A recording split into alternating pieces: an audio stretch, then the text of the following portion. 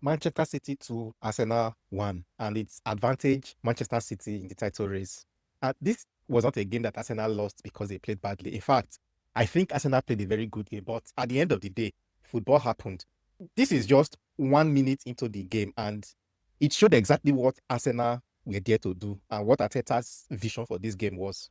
You would clearly see that Arsenal did not come to this game to defend or to play for a draw. This is literally the first minute of the game. Once City went back with the ball here, Arsenal were instantly out of the back and pressed aggressively. It was 1 versus 1 all over the pitch.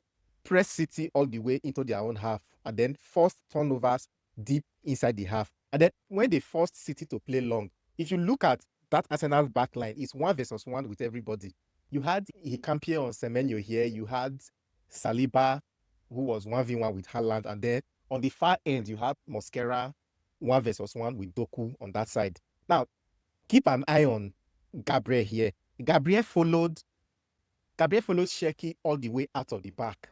If you watch the Chelsea game, Sheki was a problem for Chelsea, apart from O'Reilly. Now, in this game, the plan from Arteta initially was to go 1 versus 1 with everybody and then have Gabriel on Sheki for most of the game, pressing him all the way continuously. But let me show you one example of what was going on between Gabriel and Sheki in this game. Now, in fact, this is not the only instance between Gabriel and Sheki in this game, but I'm just picking this example. I can show you 2 or 3 other examples of this particular thing happening. Now, keep an eye on both of them here. Now, they will go out of the screen for a little bit, but this is City trying to build up from the back, and then Sheki is dropping really deep to receive the ball. This is Gabriel behind him, marking him, tracking him all the way, even into his own defensive third. Gabriel is almost playing as a defensive midfielder here, and that's how he followed Sheki all through the game, pressed him even into his own 18-yard box. Now, Arsenal were able to hold this 1 versus 1 structure in the early parts of that game. They gave City a lot of problems. They were able to turn over the ball in City's half a lot of times and they instantly on the attack. It was a statement of intent. Arteta did not come to that game to play for a draw or to try to avoid defeat. He took the game to City. But that particular approach to the game had its own drawbacks, and it was very obvious earlier on. While they were able to turn over the ball in City's half and eventually create their own attacks from there, defensively, it had a problem for Arsenal as well. And the biggest problem for Arsenal defensively was on that right-hand side with Mosquera and Doku. Mosquera was really struggling with Doku because he was 1 versus 1 with Doku. He struggled a lot. And I think in the second half, it played a role in why, I don't know, but it's just my thinking. It played a role in why Arteta opted to take Madueke out of the game and bring Martinelli. Martinelli is faster. He's quicker on his feet and would offer more support to Mosquera on that right-hand side because Doku was getting the better of him. And 1 versus 1 as well, that Ryan Sheki and Gabriel going 1 versus 1, that battle with each other, it went on for the half. And I think that at some point, the one time he got the better of Gabriel, he just scored that absolutely ridiculous goal. This first goal that City scored, I mean, Gabriel did his best. I don't think there's any other thing that you could have done there. I remember a coach friend of mine, a coach I used to work for, that used to say that there are certain things in a game that you cannot prepare tactically for. This is one of them. A player like Ryan Sheki, you can't prepare tactically for him. He does what he does. Your defenders will put their best foot, and sometimes it doesn't work. On that occasion, it was unfortunate. It did not work. That is not the only time in that game that Sheki actually did that to Gabriel. Let me show you another example. Just in case maybe in the heat of the game you missed it. This was another example. Again, is what I was saying before, that this 4 versus 4 here, because of the 1v1 pressing that Arsenal were doing, it created that 4 versus 4. Unfortunately, one of those 4 players that is running at your defenders is Ryan Sheki. Take a look at this. And this was just towards the end of the first half. Take a look at this. He completely took Gabriel out of the equation there with some fancy footwork. Tried to cross. It was a good block from Hikampie. But you get the idea of what was happening with that Arsenal defense already. Mind you, in that first half, City were not the better team. I think Arsenal had more control of the game in that first half. But that defensive problem was becoming very obvious. Doku was getting the better of Mosquera on one side. And then in the middle of the pitch again, that Gabriel and Sheki combination. Gabriel is one of the best, probably the best defender in the league, in my opinion. Just my opinion. But on this particular day against Sheki, on a few occasions, Sheki was getting the better of him, especially when Sheki had the opportunity to run straight at him. So I think, again, this is just my thought. I'm not in Arteta's head. I think that is what made Arteta blink first in the second half. And then what then happened was Arsenal's pressing in the second half became a bit more conservative. They were not pressing into City's half anymore. They decided to sit back a little bit to give the defense a bit more cover and then try to press City deep inside Arsenal's own half and win the ball from deep.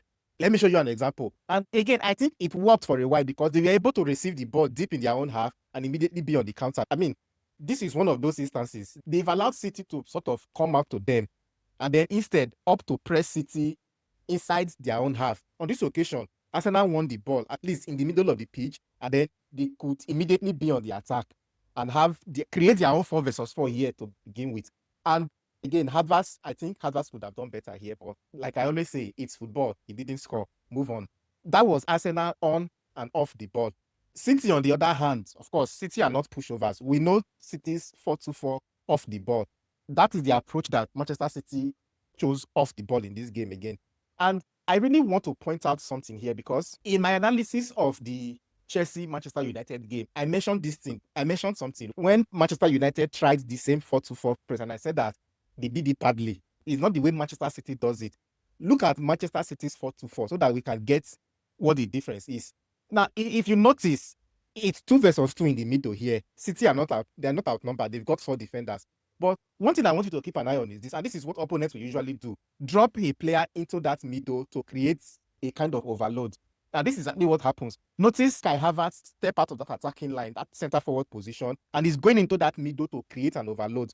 But one thing you will notice is that as soon as he does that, Gay follows him, maintaining that 3 versus 3 in the middle of the pitch again. He had one defender stepping out.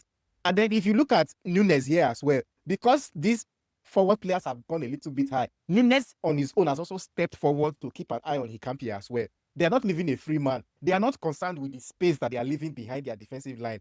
And they are taking the ball long on this occasion. One thing you will notice again is that it's still 1 versus 1 between Guehi and Havertz. They're not trying to create a defensive overload. They are trying to be 1 versus 1 with everybody. And then look at this whole part of the pitch. It's 1 versus 1. It's different from what Manchester United tried to do. United still try to keep 2 center backs pinned inside.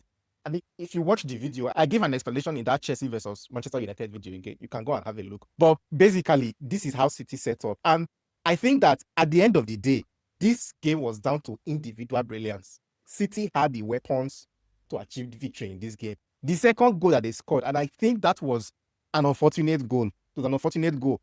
Both teams were going for it. Both teams wanted to win. They put their best foot forward. But that goal, I would say that it's just one of the rare occasions in this game where Arsenal were caught sleeping. I mean, it's a City goal kick. Donnarumma has the ball. At this point, 2 things should happen. It's either everybody commits to that press and they're immediately forward, or these 3 players should start retreating. And I think there was miscommunication because neither the midfield did not know what the attack was doing. The attack did not know what the midfield was doing. Nobody stepped up to close O'Reilly. Martinelli here is going to press Guehi. I don't know what the plan is from Arsenal at this point. I'm not going to pretend that I have any knowledge I don't have. I don't know what the plan is. But what I know is that you either commit to the press and everybody backs up that press, or everybody falls back to go and defend. They did need that on this occasion. And I think Odegaard immediately identified the problem. That's why, look at Odegaard. That's why he put his 2 hands out. He immediately knew that this was bad. This was bad. Once O'Reilly was allowed to receive the ball here, unmarked, unchecked, in acres of space, nobody around him.